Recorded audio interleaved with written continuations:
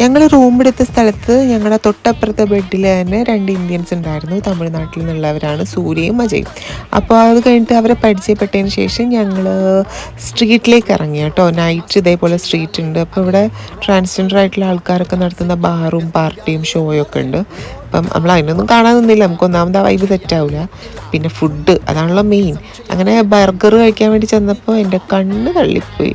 നാട്ടിലൊക്കെ ബർഗറിന് എന്ത് വില കുറവാണ്. പിന്നെ സ്ട്രീറ്റിൽ ഇറങ്ങി കഴിഞ്ഞാൽ പോർക്കിൻ്റെ സംഭവങ്ങളൊക്കെയാണ്. അപ്പോൾ അത് കാരണം ഫുഡൊക്കെ നോക്കി കണ്ടൊക്കെ കഴിച്ചത്.